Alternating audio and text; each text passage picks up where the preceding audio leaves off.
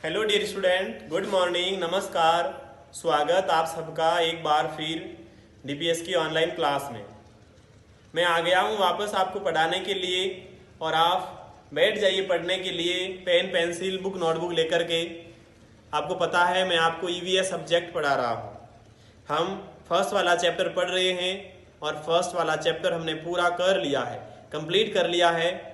और एक हमारी जो पिछली क्लास थी उसमें हमने प्रश्नोत्तर भी किए, क्वेश्चन आंसर्स किए और हमने फर्स्ट ए वाला क्वेश्चन किया था, ओरल क्वेश्चन किए and then multiple choice question में 1, 2, 3 कर लिया।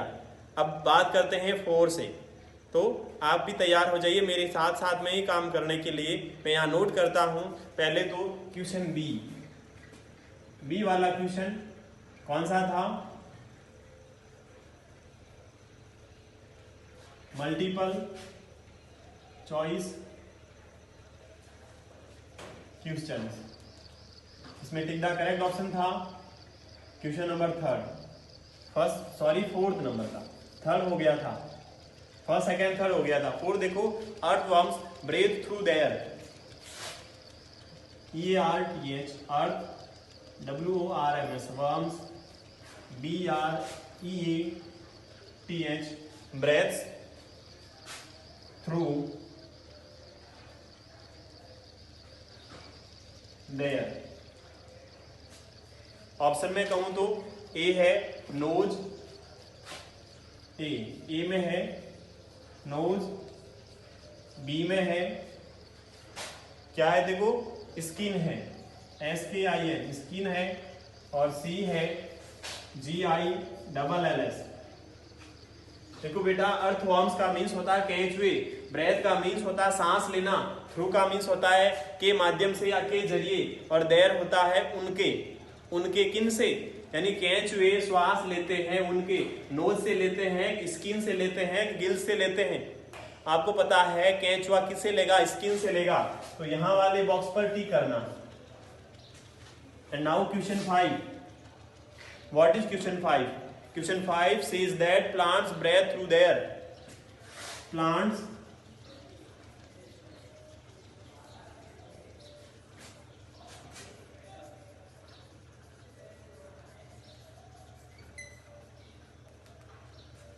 breathe through their, plants means पौधे, breath यानी सांस लेना, through यानी के माध्यम से, their यानी उनके। अब ऑप्शन में क्या है? तो देखो फर्स्ट ऑप्शन है वो है skin, and then second option है gills, and then C option है स्टोमेटा।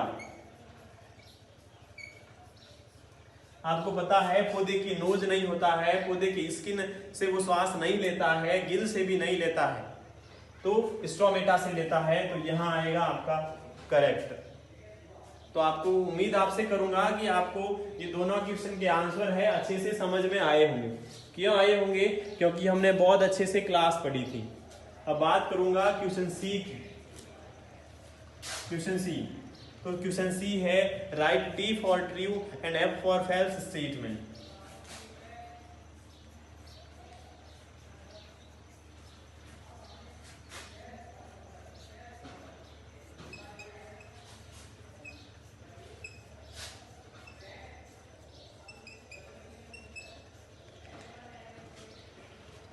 तो राइट यानी लिखो, टी यानी टी फॉर ट्रू, सही के लिए टी लिखना है, और एफ फॉर फॉल्स यानी गलत के लिए एफ लिखना है। इस स्टेटमेंट का मीन्स कथन होता है, जो लाइनें दी हुई होती है उस लाइनों के लिए अगर गलत है तो एफ लिखो और सही है तो टी लिखो।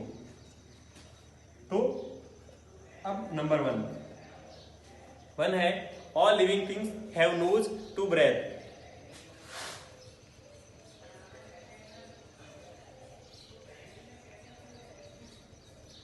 All living things have nose to breath। देखो बेटा, all living things यानी सभी सजीव वस्तुएं, have का मीन्स होता है, nose यानी नाक होता है, किसके लिए? to breath यानी सांस लेने के लिए। बताओ क्या सभी सजीव वस्तुओं के लिए नाक लेने के, श्वास लेने के लिए नाक होता है क्या? बताओ। तो आपका आंसर आएगा नहीं होता सर, हमारी तो नाक होता है लेकिन मछली के नाक नहीं होता है। अभी हमने पढ़ा था अर्थवॉर्म्स के नाक नहीं होता है, अभी हमने पढ़ा प्लांट्स के नोज नहीं होता है।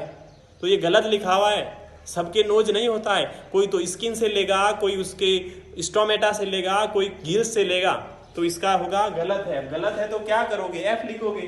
तो यहाँ एफ लिखना है बस। And now second statement says that stems and roots of some plants have also stomata. Stems and roots of some plants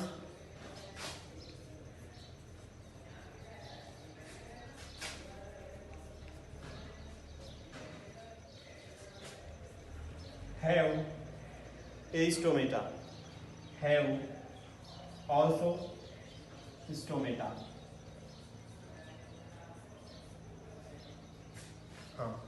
stems यानी होता है पौधे के तने, और रूट्स यानी होती है जड़ें।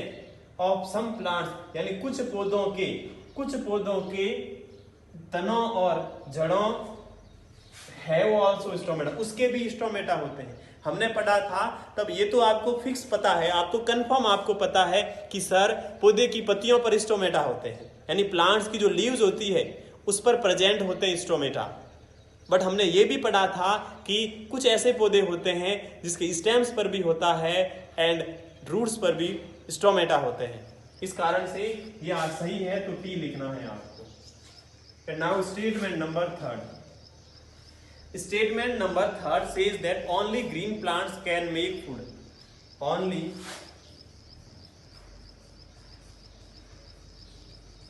ग्रीन प्लांट्स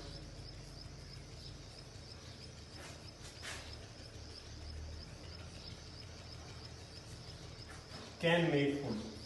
ओनली का मीन्स होता बेटा सिर्फ, ग्रीन प्लांट हरे पौधे, कैन यानी सकते हैं, मेक बनाना, और फूड यानी भोजन। क्या सिर्फ हरे पौधे ही भोजन बना सकते हैं? अगर पौधा हरा नहीं होगा तो भोजन नहीं बनाएगा क्या? बताओ तो फिर। ये बिल्कुल सही बात है कि हरे पौधे ही भोजन बना सकते हैं। अगर पौधा मर जाता है तो उसके अंदर इतनी कैपेसिटी नहीं होती है भोजन बनाने की। तो ये ट्रू स्टेटमेंट है, तो ट्री लिखना। And now statement number 4. Statement number 4 says that some animals reproduce by laying eggs. Some animals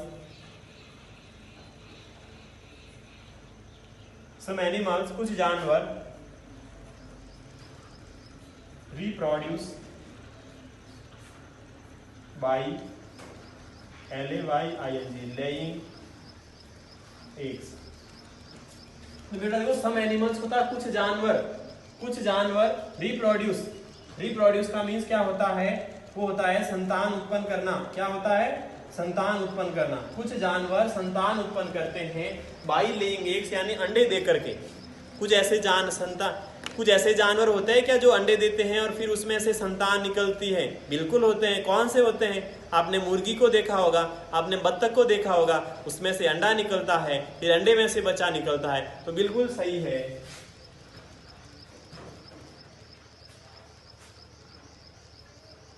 now 5 number statement. There is no change in body as we grow.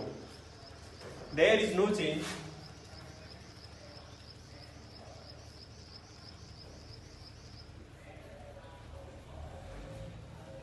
There is no change in body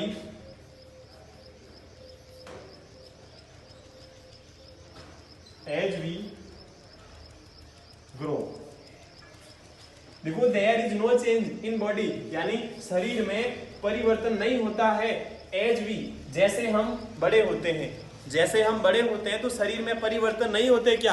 होते हैं। जैसे जैसे हम बड़े होते हैं तो हमारे शरीर के जो भी अंग है वो भी साथ साथ में बड़े होते जाते हैं। आपको पता हो तो, आप छोटे हो तो आपके क्या, आपकी साइज छोटी है, आपका मुंह छोटा है, आपके हाथ छोटे हैं, आपके पैर छोटे हैं।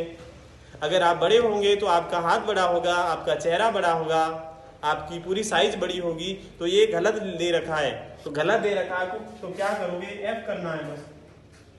गलत दे दिया तो गलत के लिए आपको क्या लिखना था? आपको एफ लिखना था।